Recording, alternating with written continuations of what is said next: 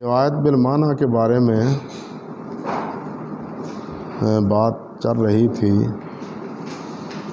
جس کے بارے میں اختلاف کیا ہے۔ حافظ رحمۃ اللہ علیہ نے اس کی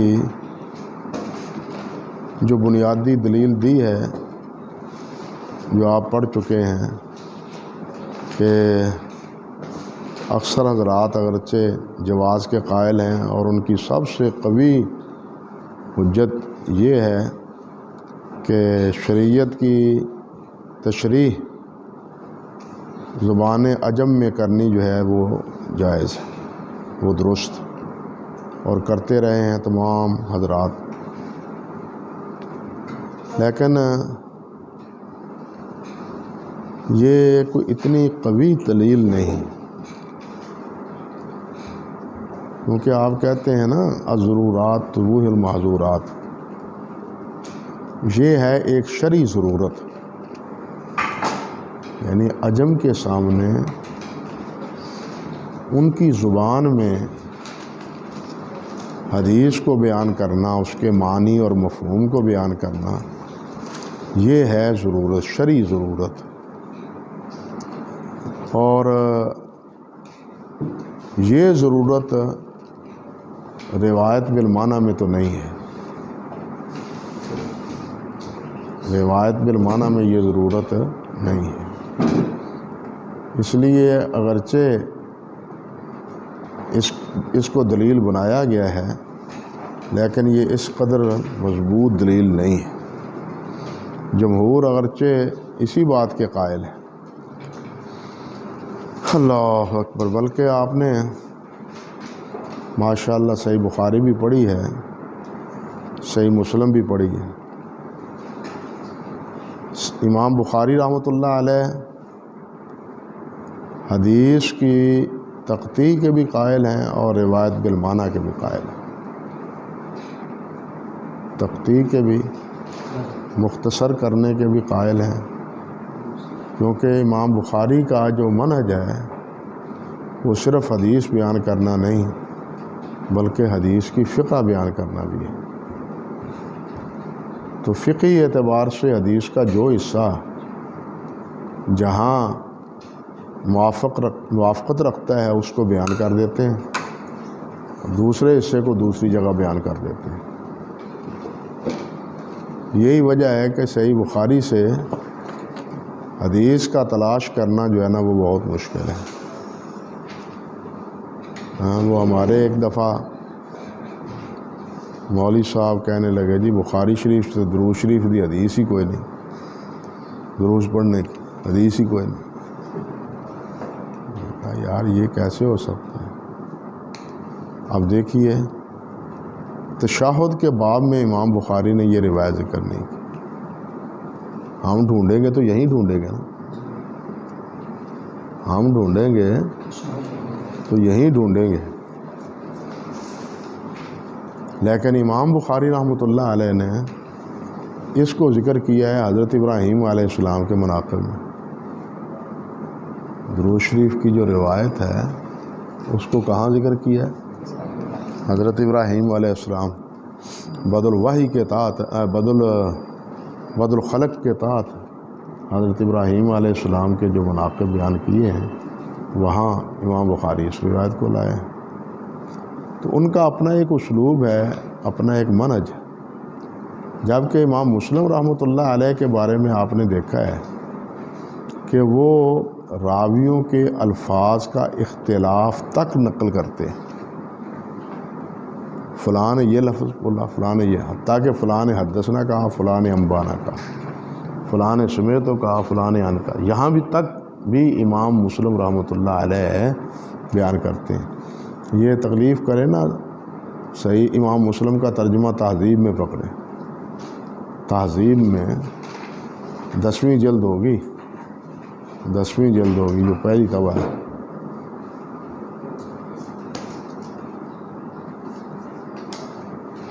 جاج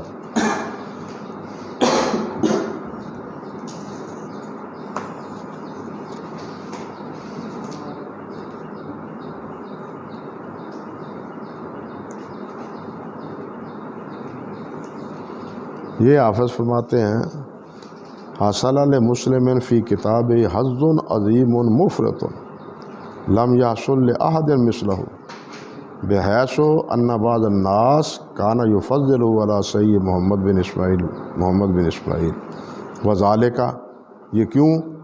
لمختص بہ من جمع الطرق وجودت السیاق والمحافظہ علی اعداء الالفاظ کما ہی من غیر تقطیع ولا روایت بمعنی، کہ امام مسلم روایت بالمعنی بھی نہیں لاتے، اور امام مسلم تقطیع کے بھی قائل نہیں ہے، اور امام مسلم جو ہے نا وہ الفاظ کو بیان کرنے کی کوشش کرتے ہیں کہ اصل راوی کیا ہے، روایت کے الفاظ کیا ہیں، سمجھے نا؟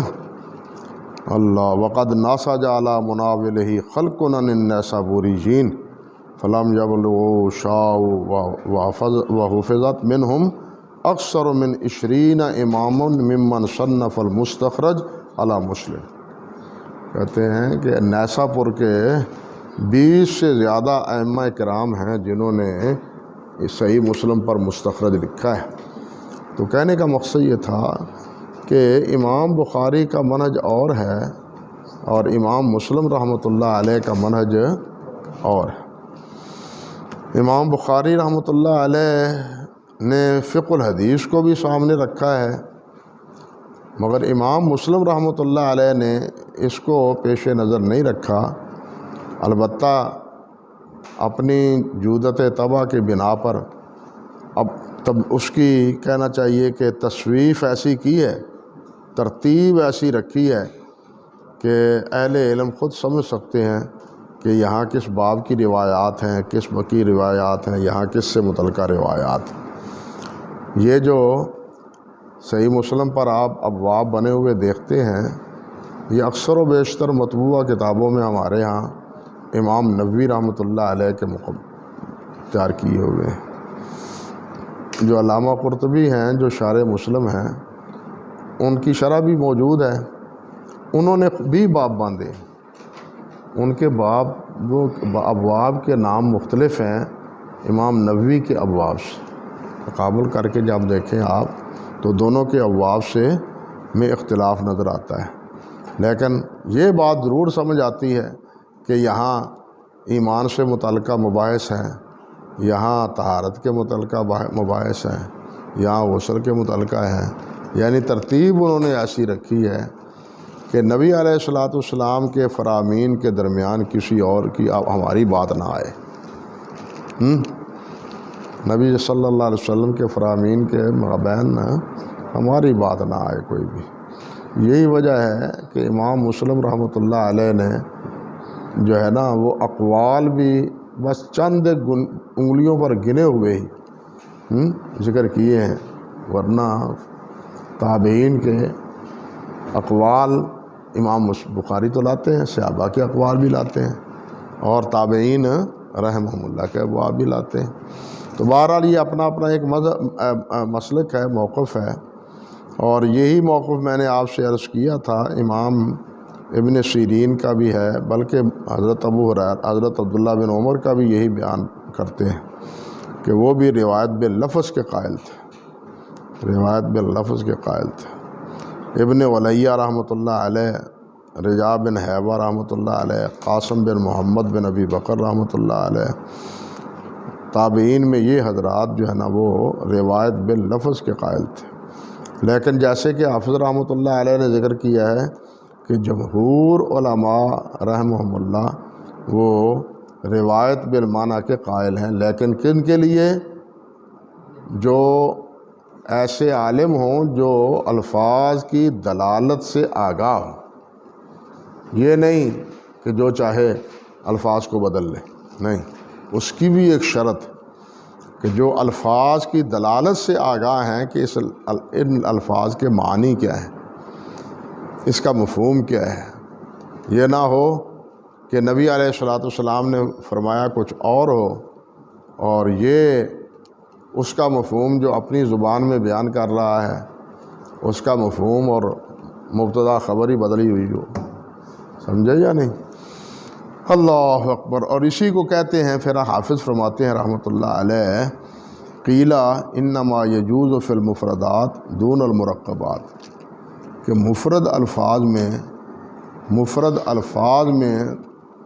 تو روایت بالمعنی ہو سکتی ہے، ایک آدھا لفظ ہے، لیکن ایک مکمل روایت ہے اس میں نہیں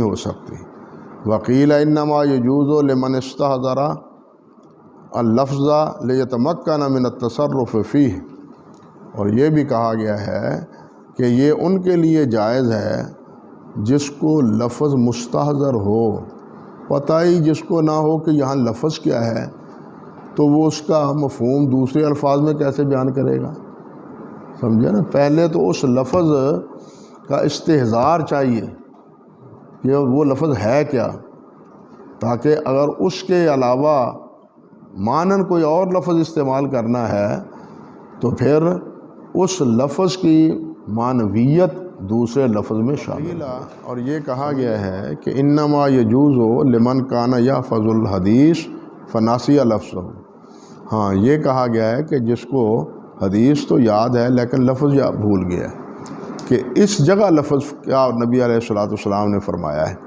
وہ باقی معنی ہو، ہاں البتہ اس کا مفہوم اس کے ذہن میں پختہ ہے، لفظ یاد نہیں ہے لیکن مفہوم اس کا ذہن میں ہے، فَلَهُ أَن يَرْوِيَهُ بِالْمَعنَى، تو اس کے لیے یہ جائز ہے، گنجائش ہے کہ اس کو روایت بالمعنی کرے، لِمَصْلِحَةٍ تَحْصُلُ الْحُكْمَ مِنْهُ، تاکہ اس سے جو حکم نکلتا ہے وہ حاصل ہو جائے، اس کی بات مکمل ہو پائے، بخلاف من کانا مستحضراً لللفظة، برعکس اس آدمی کے جس کو لفظ مستحضر ہو، اس کو وہ الفاظ بدلنا نہیں چاہیے، جس کو لفظ مستحضر نہ ہو، معنی مستحضر ہو، وہ روایت بالمعنی کر سکتا ہے۔ وَجَمِيعُ مَا تَقَدَّمَ، فرماتے ہیں یہ ساری بات جو پہلے گزری ہے، يَتَعَلَّقُ بِالْجَوَازِ وَعَدْمِهِ، یہ متعلق ہے جواز کے اور عدم کے، کہ یہ جائز ہے یا ناجائز ہے۔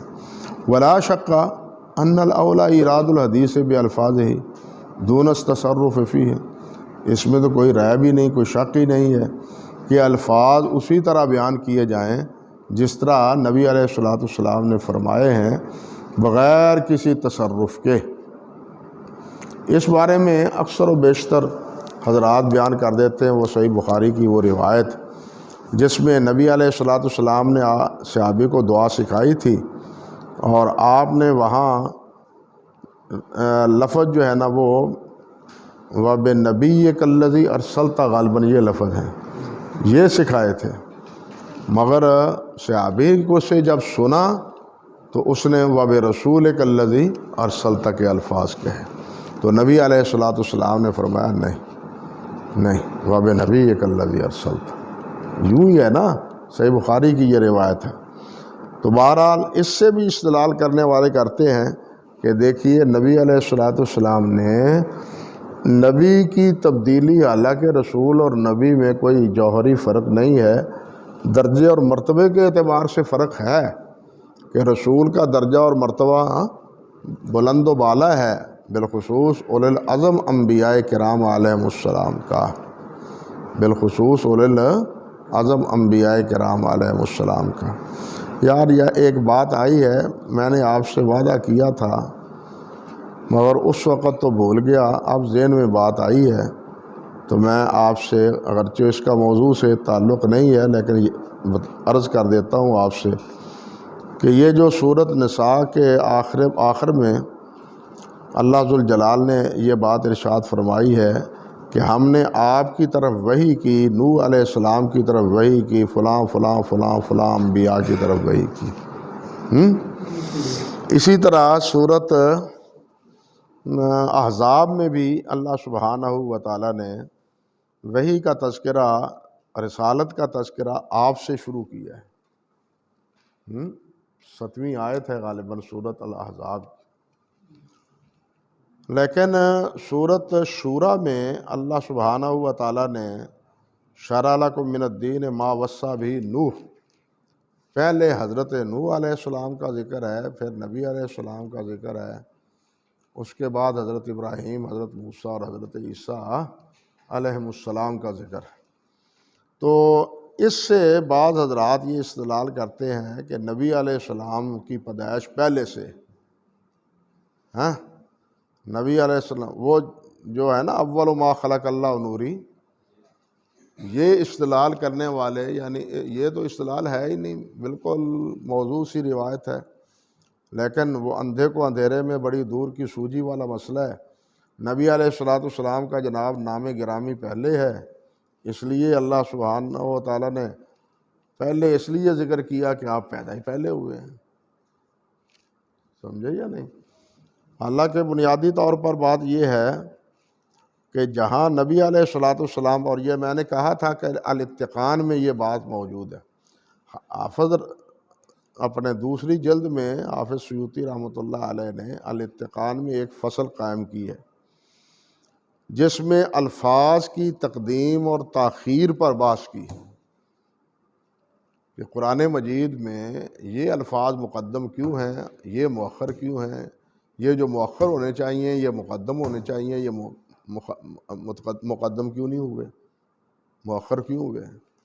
اس پر ان کا ایک فصل ہے، پوری ایک باب ہے، عنوان ہے، اور اس مسئلے کے بارے میں انہوں نے یہ بات فرمائی ہے کہ یہ نبی علیہ السلام کا جو ذکر خیر ہے سب سے پہلے سورۃ النساء میں یا سورۃ احزاب میں، یہ نبی علیہ السلام کے شرف و فضل کی بنا پر ہے۔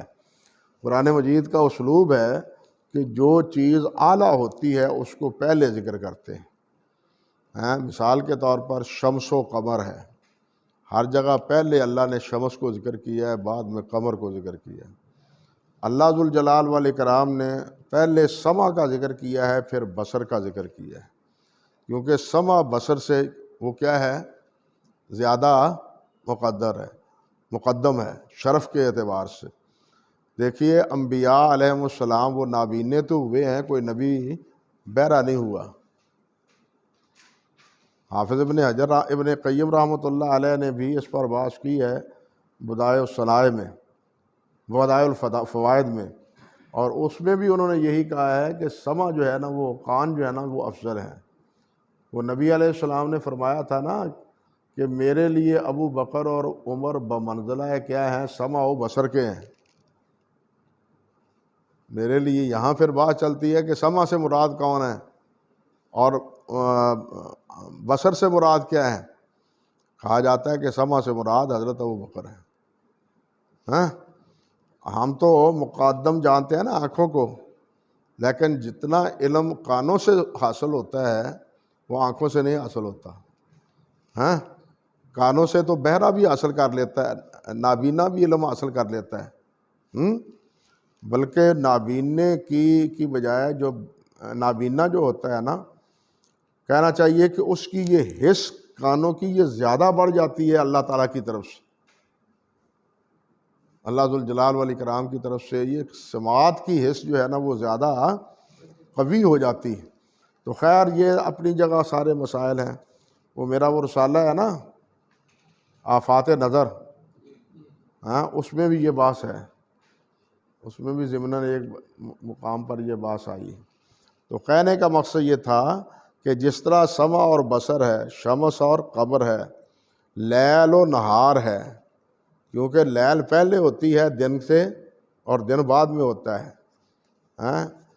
اسی طرح آسمان اور زمین ہے، آسمان کی فضیلت یہاں بہت جھگڑا ہے کہ آسمان افضل ہے یا زمین افضل ہے، یہ بھی ایک بات ہے علماء کے ہاں، فریقین کے دلائل ہیں اس موضوع پر۔ تو خیر بہرحال انہوں نے یہ کہا ہے کہ جو چیز قرآن مجید کے اسلوب سے، اس کی بہت سی اور بھی مثالیں دی ہیں کہ جو شرف و فضل میں زیادہ ہے ان کا ذکر قرآن مجید میں مقدم ہوتا ہے، کیونکہ نبی علیہ السلام کا شرف و فضل وہ تو تمام مخلوق سے مقدم ہے، اس لیے یہاں اللہ سبحانہ و تعالیٰ نے نبی علیہ السلام کا ذکر خیر اولیت کے اعتبار سے کیا ہے۔ اللہ اکبر کبیرہ، وہ ادھار بڑی دیر سے آپ کا جو ہے نا وہ میرے سر پر تھا، لیکن آپ نے اس ادھار کے بارے میں یاد دہانی نہیں کروائی. آج مجھے یاد آئی ہے تو میں نے کہا چلو بات کر دیں. چلیے، دیر آیت درست آیت.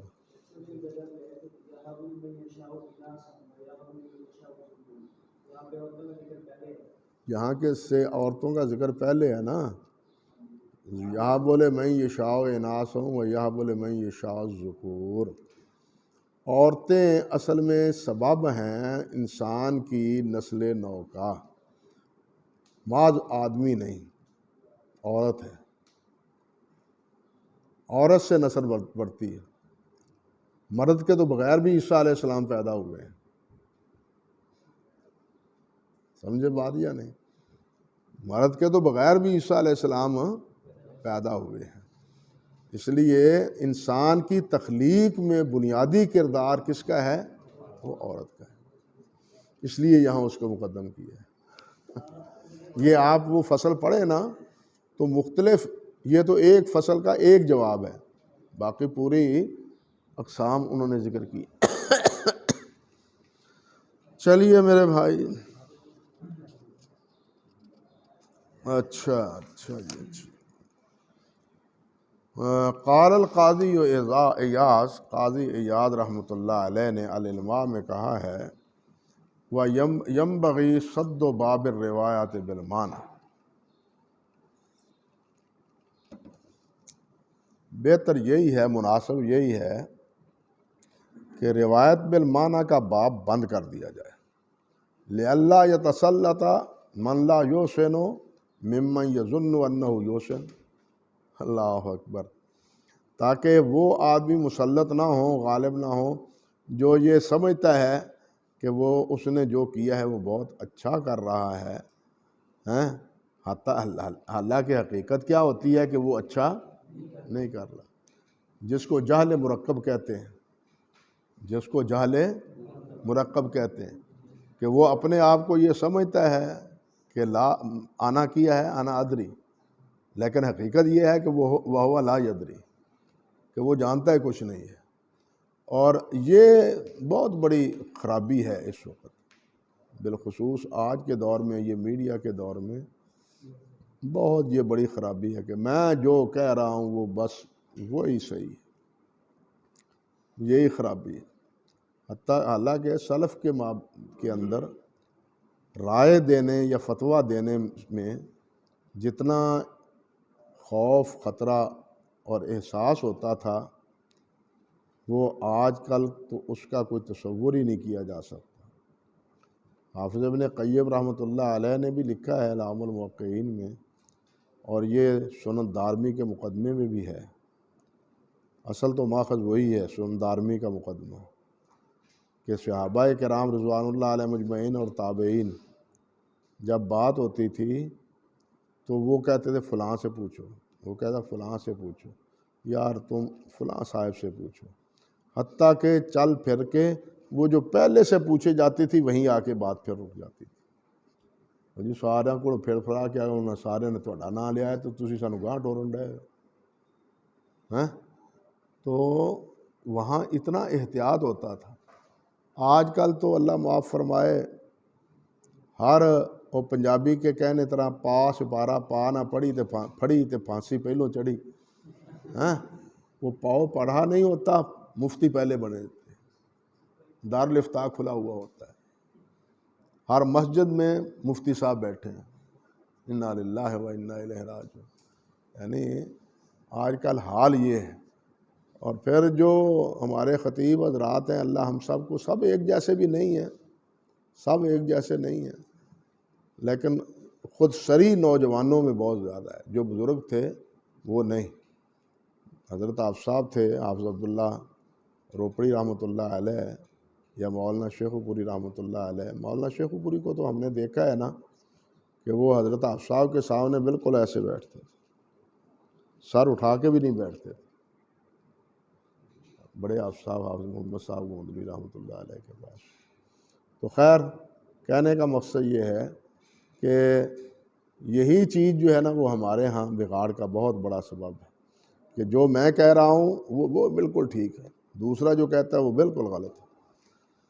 اللہ اکبر۔ کہتے ہیں کما واقع لکثیر من الروات قدیما و حدیثا، جیسا کہ راویوں سے قدیم پہلے دور میں بھی اسی طرح ہوتا رہا ہے اور آج کے دور میں بھی اسی طرح ہوتا رہا ہے۔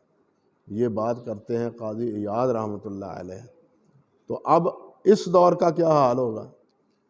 ہاں، حضرت عائشہ رضی اللہ تعالیٰ عنہ نے فرمایا تھا نا، ذہب الذین، کیا شعر ہے لبید کا،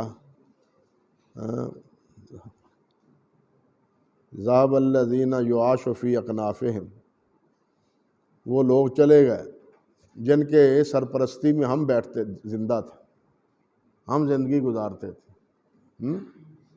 حضرت عائشہ یہی شعر پڑھتی تھی۔ حضرت عروہ رحمۃ اللہ علیہ فرمایا کرتے تھے کہ آج کے دور میں اگر حضرت عائشہ ہوتی تو کیا کہتی؟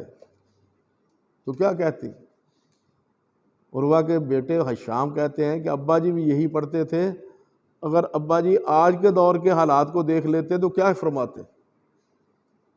آپ نے تو دیکھا نہیں، مدینہ طیبہ سے باہر یہ جو روڈ نکلتی ہے مکہ مکرمہ میں، یعنی میقات سے پہلے حضرت عروہ رحمۃ اللہ علیہ کا مکان ہے۔ مدینہ سے باہر انہوں نے گھر بنایا تھا۔ کس لیے گھر بنایا تھا؟ وہ کہتے تھے کہ لوگوں میں نافرمانی کے جراثیم بہت پیدا ہو گئے ہیں۔ آپ اندازہ کریں کہ تابعین کے دور میں کیا کیفیت پیدا ہو گئی تھی، اور اسی لیے وہ کہتے تھے، فرماتے تھے کہ میں نے مدینہ کا مسکن چھوڑ دیا ہے اور جنگل میں اس وقت وہ جنگل ہی تھا نا وہاں، اب تو آبادی ہے۔ میں نے دو دفعہ وہ دیکھا ہے ان کا سارا منظر، کنواں بھی ہے بہت نیچے، پانی بھی ہے اس میں ابھی تک، اور بہت اچھا۔ حیرانی ہوتی ہے کہ قرب و جوار میں کوئی قریب بالکل کوئی پہاڑ نہیں، دور سے پہاڑوں کے پتھر لا کے اس کی اینٹیں بنا کے وہ ان کا مکان جو ہے نا، وہ محل جو ہے نا ان کا، وہ بنایا گیا ہے۔ تو انہوں نے مدینہ طیبہ چھوڑ دیا تھا حالات کی تبدیلی کی وجہ سے، اور وہ بھی یہی فرماتے تھے کہ یہ تو حضرت عائشہ فرماتی تھی اپنے دور کے بارے میں، لبید نے اپنے دور میں کہا تھا، اگر آج کے دور کو دیکھ لیتے تو کیا کہتے؟ شام بھی کہتے تھے کہ آج کے دور کو دیکھ لیتے تو کیا کہتے؟ یہی کیفیت ہے اس مسئلے میں شیخ قاضی ایاز رحمۃ اللہ علیہ کہہ رہے ہیں، کہہ تو رہے ہیں، لیکن یہ بھی تو دیکھیں کہ قاضی ایاز رحمۃ اللہ علیہ نے الشفاء میں جتنی روایات بیان کی ہیں ان کی پوزیشن کیا ہے؟ یعنی خود قاضی ایاز رحمۃ اللہ علیہ نے العلماء میں اپنے شفاء میں نبی علیہ السلام کی سیرت طیبہ کے بارے میں جو کتاب لکھی ہے، اس کی احادیث کی تخریج علامہ سیوطی نے کی ہے، وہ بھی چھپی ہوئی ہے، اس کی تخریج بھی چھپی ہوئی۔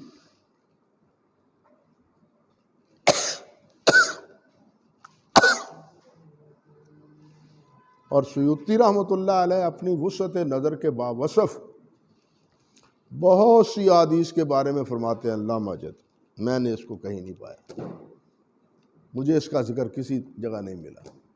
قاضی ایاز بڑے دھڑلے سے ذکر کر رہے ہوتے ہیں، سمجھے یا نہیں؟ اور قاضی ایاز مالکی ہونے کے ناطے ہاں جی، مالکیت میں جو عصبیت رکھتے تھے وہ اپنی جگہ ایک درد سر کا مسئلہ ہے، چلیے وہ موضوع سے متعلق نہیں ہے۔ یہاں ایک بات اور ذہن میں رہنی چاہیے جس کا تذکرہ علامہ مناوی رحمۃ اللہ علیہ نے الیواقیت والجواہر میں کیا ہے۔ وہ کہتے ہیں کہ اس مسئلے میں کوئی اختلاف نہیں کہ جو اذکار کے الفاظ ہیں اس میں تبدیلی کی گنجائش ہے، اسے اذکار کو روایت بالمعنی نہیں بیان کیا جا سکتا۔ بات سمجھے نا؟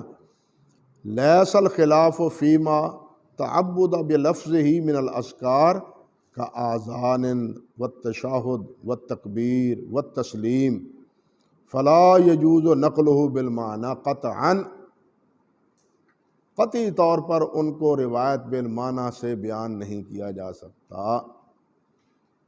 لیکن ہمارے ہاں احناف کے نزدیک میں نے پہلے بھی ذکر کیا تھا، تکبیر بھی اور ہے، تسلیم بھی اور ہے، دونوں کی گنجائش۔ روایت بالمعنی ہی ہے نا وہ، ہاں کہ جون سا بھی اللہ کا نام لے لو، ٹھیک ہے، اور سلام کے علاوہ حتیٰ کہ کوئی ایسا عمل کر لو جو نماز کے باطل ہونے کا ذریعہ بن جاتا ہے تو اس سے بھی نماز سے فارغ ہو جائیں گے آپ۔ انا للہ و انا الیہ راجعون۔ اب یہ کس منہ سے کہتے ہیں کہ ہم قیاس کے قائل نہیں؟ حافظ طحاوی نے بڑی عجیب باتیں کی ہیں۔ وہ کہتے ہیں کسی چیز میں داخل ہونا وہ تو ضروری ہے کہ اسی دروازے سے داخل ہو، اسی دروازے سے جو دروازہ بنایا گیا ہے، لیکن اس گھر سے نکلنے کے لیے کسی ایک دروازے کی ضرورت نہیں، یہ کندھے پھیلانگ کے بھی تو نکلا جا سکتا ہے۔ قیاس اور کس بات کا نام ہے؟ ہاں، اور قیاس کس بات کا نام ہے؟ اور اس کو بڑی خاموشی سے جناب علامہ ذیلی نے بھی نقل کر دیا نصب و رایا میں۔ ہاں، خروج بسنعی، اپنے طریقے سے جو بھی طریقہ اختیار کر لو نکلنے کا وہ درست ہے۔ ہاں، وہاں جانے کا راستہ جو متعین ہے وہ ہے، لیکن مسئلہ تو یہ ہے کہ جانے کا راستہ متعین بھی آپ نے کب رہنے دیا ہے؟ ہاں، وہ بھی آپ نے کب رہنے دیا ہے؟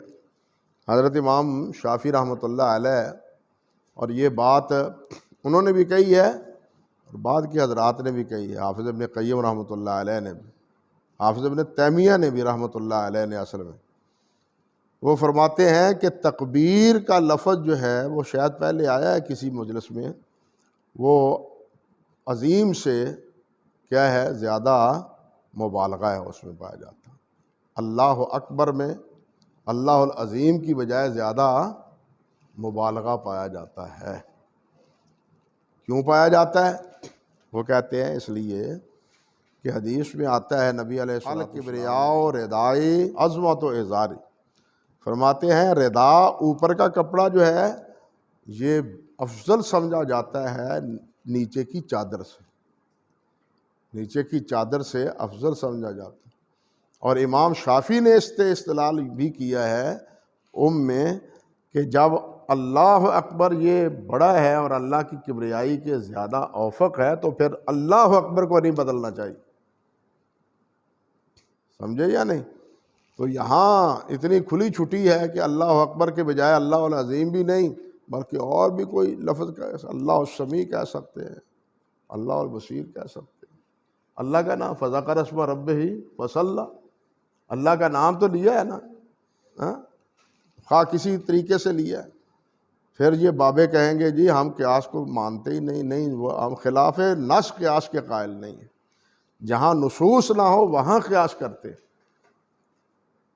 یعنی دعویٰ یہ کرتے ہیں لوگوں کو مطمئن کرنے کے لیے۔ انا للہ و انا الیہ راجعون۔ تو خیر، یہاں علامہ مناوی کی بات ہو رہی تھی رحمۃ اللہ علیہ، وہ فرماتے ہیں کہ ان الفاظ میں جو تعبدی ہیں اور اذکار جو تعبدی ہیں وہ بھی روایت بالمعنی ان کا درست نہیں ہے۔ اور اسی طرح ولا فیما ہوا من جوامع الکلم، نہ ہی ان روایات کو روایت بالمعنی بیان کیا جا سکتا ہے جن کا تعلق جوامع الکلم سے۔ اوتی تو جوامع الکلم نبی علیہ السلام نے فرمایا ہے نا، اور بعض حضرات نے جوامع القلم کو جمع بھی کیا ہے۔ جوامع القلم یہ میں نے موضوع دیا تھا ہمارے ڈاکٹر محمد سعید چنیوٹی صاحب کو ڈاکٹریٹ کے لیے، تو ان کا ڈاکٹریٹ پاس ہو گیا اور الحمدللہ وہ ڈاکٹر ہیں اللہ کے فضل و کرم سے۔ تو یہی جوامع القلم، اب دیکھیے نا، الحیاء شعبۃ من الایمان، یہ کہتے ہیں کہ یہ جوامع القلم میں سے الحیاء شعبۃ من الایمان۔ اور بھی بہت سی روایات ہیں۔ یہ پچھلے دنوں تقریباً 2-3 مہینے کسی عربی شیخ کا عربی کا ترجمہ ہوتا رہا ہے الاعتصام میں نبی علیہ الصلوۃ والسلام کے۔ بہرحال یہ پچھلے 2-3 مہینوں میں بڑا اچھا مضمون اسی جوامع القلم پر آیا ہے۔ تو علامہ مناوی رحمۃ اللہ علیہ کا یہ کہنا ہے کہ جو آذان کے کلمات ہیں یا اذکار کے کلمات ہیں یا تعبدی معاملات ہیں یا جوامع الکلم ہیں، ان کے الفاظ کو روایت بالمعنی نہیں کیا جا سکتا، اور یہ بالکل اچھی رائے ہے۔ فرماتے ہیں آگے فین خفی المعنی، اگلی بات کہ بھائی اگر لفظ پہلے تو تھا نا روایت بالمعنی کا مسئلہ، اب ہمیں تو معنی ہی نہیں آتا ہے اس کا۔ وعلیکم السلام ورحمۃ اللہ۔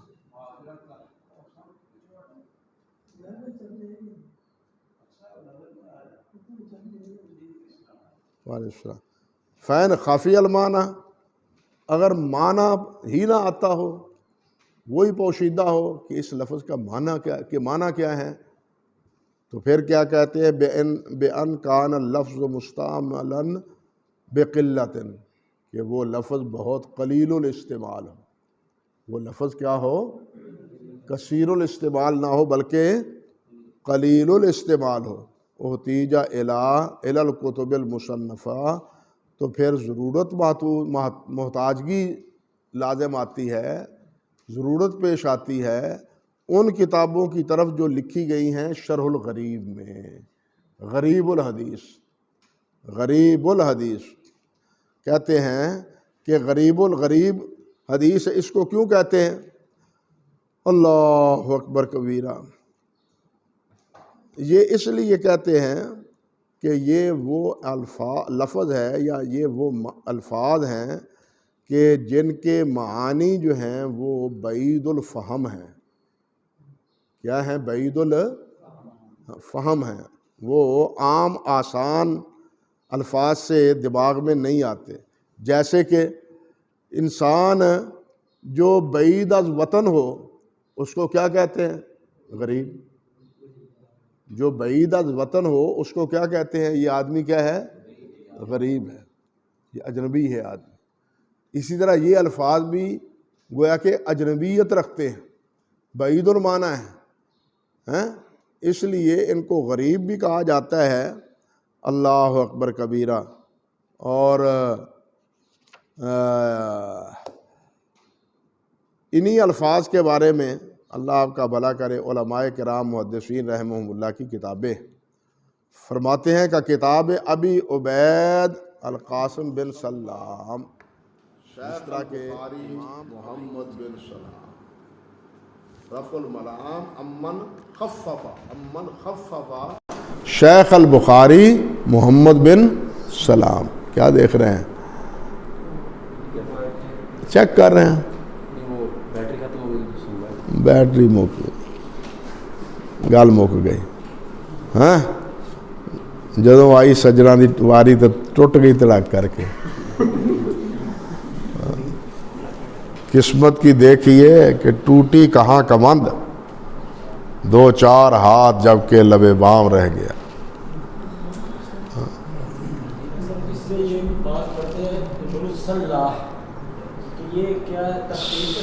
صلاح، ہاں یہ ضبط دیکھنا چاہیے۔ عموماً تو ابن الصلاح ہی ہے، صلاح نہیں۔ صلاح الدین اسی سے ہے نا، ابن الصلاح۔ تو محمد بن سلام ہیں۔ اسی طرح اللہ آپ کا بھلا کرے عبداللہ بن سلام، معروف صحابی جو یہودیت کو چھوڑ کے مسلمان ہوئے تھے اور کہا فرمایا کرتے تھے میں تو عبداللہ بن سلام، میں تو محمد عبداللہ ابن اسلام ہوں، ہاں۔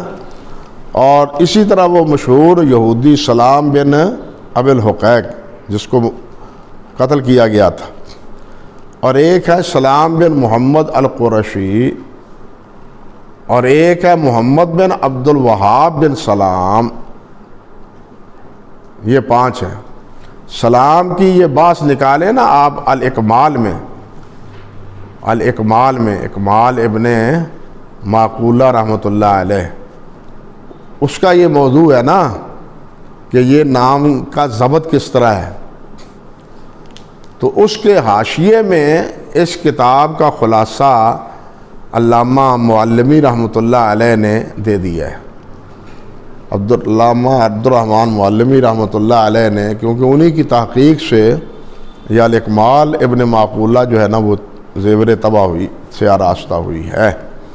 تو سلام کے اسی باس میں کہ یہ سلام ہے، سلام ہے، کیا ہے یہ لفظ، تو اس وہاں اس باس کے زبر میں انہوں نے اس رسالے کا بھی ذکر کیا ہے اور اس رسالے کا خلاصہ بھی انہوں نے ذکر کر دیا ہے. تو یہاں کتاب ہے ابو عبید القاسم بن سلام، لیکن امام ابو عبید قاسم بن سلام رحمۃ اللہ علیہ یہ کتاب اللہ آپ کا بھلا کرے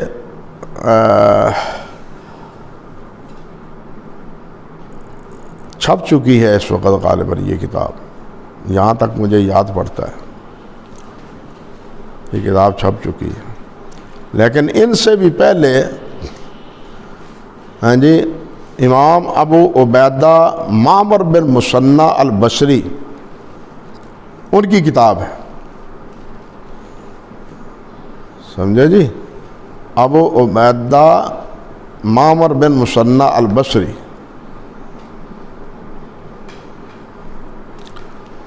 اور یہ جو امام قاسم کی کتاب ہے ہاں اسی کی پیروی کی ہے مسلم ابن قتیبہ نے. ابن قتیبہ کی غریب الحدیث جو ہے، اور اسی طرح ان کے بعد امام ابراہیم حربی نے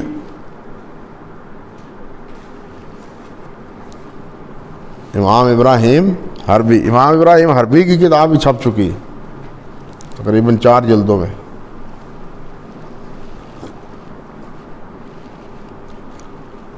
فرماتے ہیں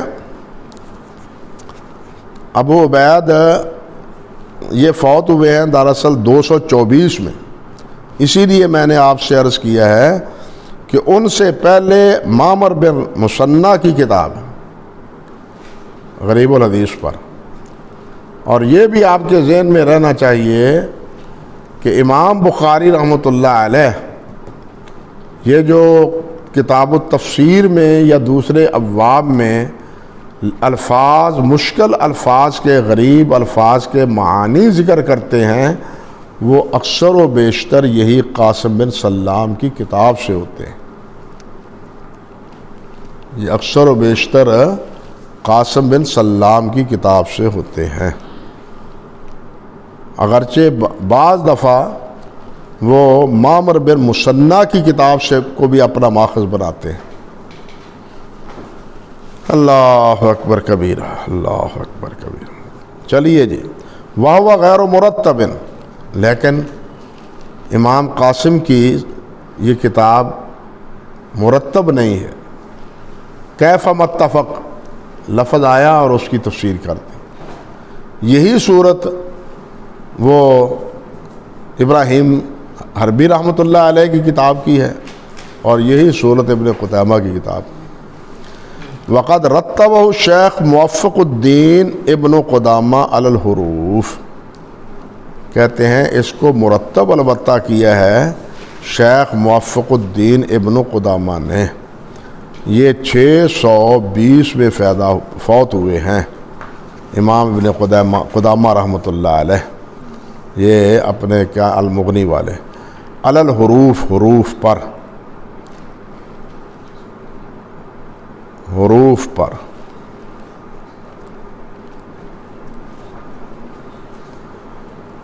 اللہ اکبر کبیرہ. فرماتے ہیں وَأَجْمَعُ مِنْهُ کتاب ابی عبید الحروی، کہ اس سے بھی جو جامع کتاب ہے وہ ابو عبید الحروی کی کتاب ہے. ابو عبید احمد بن محمد الحروی، یہ 410 میں فوت ہوئے ہیں.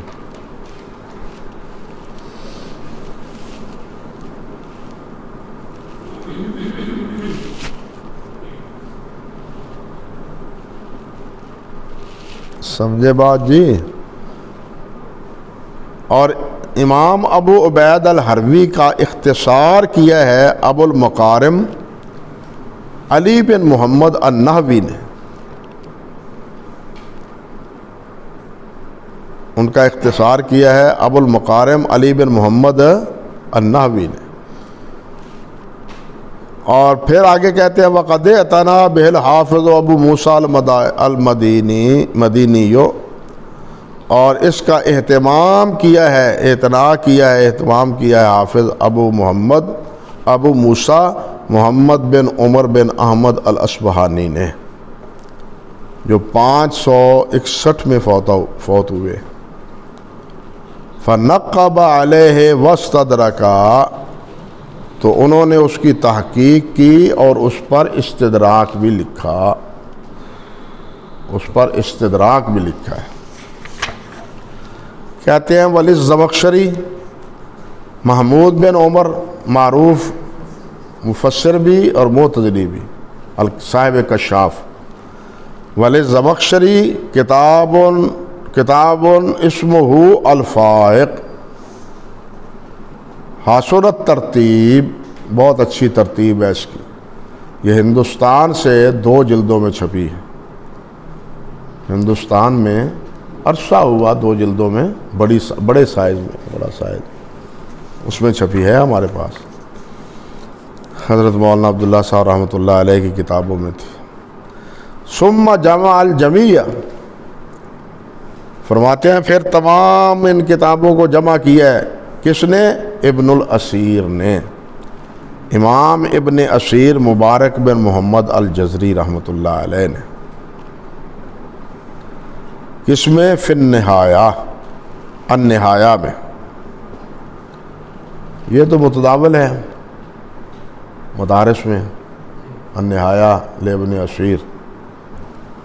فرماتے ہیں وَكِتَابُهُ أَسْهَلُ الْكُتُبِ تَنَاوُلًا مَعَ وَازٍ قَلِيلٍ فِيهِ، اس میں کچھ مشکلات ہیں، لیکن یہ کتاب حاصل کرنے کے اعتبار سے، تناولاً اس سے اخذ کرنے کے اعتبار سے، معانی کو سمجھنے کے لحاظ سے، وہ کیا ہے؟ اسہل الکتب، سب سے آسان ہے۔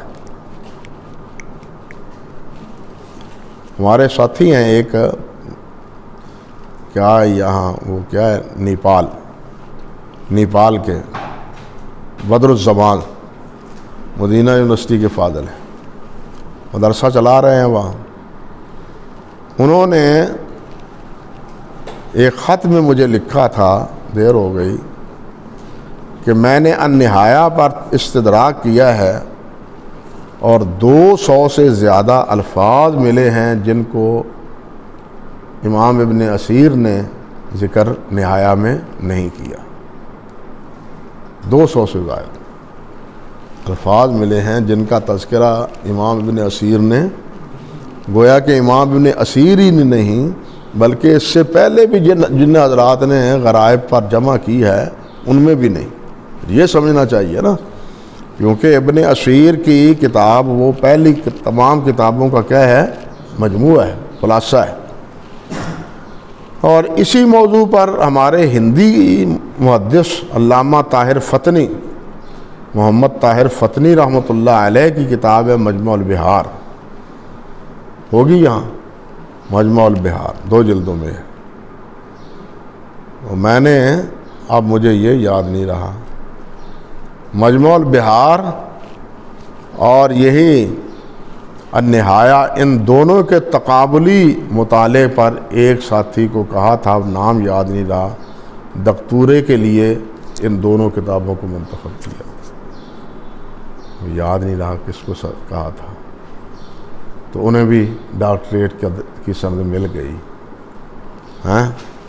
مجموع البحار کا جو آخری حصہ ہے اس میں بہت سے اصولی مباحث بھی آئے ہیں اور الفاظ کی تحلیل بھی بہت اچھی اس میں مذکور ہے، تاریخی باتیں بھی اس میں مذکور ہیں۔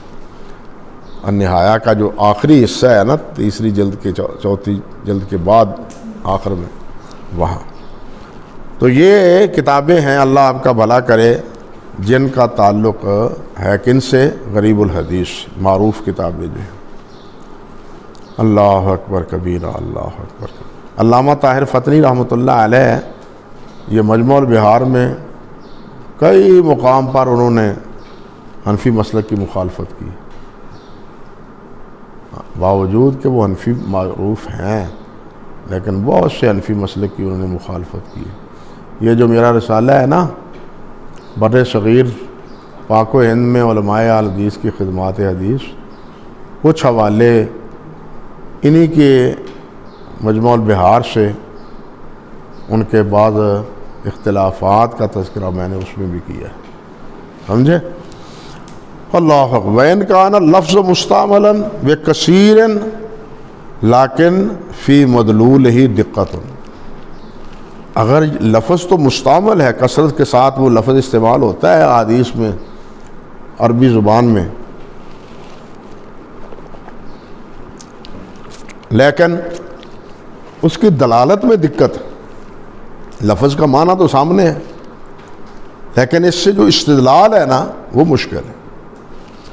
احتیج الی الکتب المصنفہ فی شرح معانی الاخبار، تو پھر ضرورت پیش آتی ہے، محتاجگی پیش آتی ہے ان کتابوں کی طرف جو لکھی گئی ہیں آثار کے معانی پر، کہ اس حدیث کا مفہوم کیا ہے، اس حدیث کے معنی کیا ہے۔ تو فرماتے ہیں وَبِيَانُ الْمُشْكِلِ مِنْهَا، اور جو ان میں سے جو مشکل احادیث ہیں، باہم معارض روایات ہیں، باہم آپس میں کیا ہیں؟ معارض روایات ہیں۔ یہ کتابی کا کام نہیں ہے، یہ کتابی کا کام نہیں ہے۔ وہ تو کہے گا بھی یہ بھی حدیث ہے، یہ بھی حدیث ہے، یہ بھی مان لو، یہ بھی مان لو، کتابی تو یہی کہے گا نا۔ اسی لیے اس کے لیے کتاب کے لیے استاد کی ضرورت ہے۔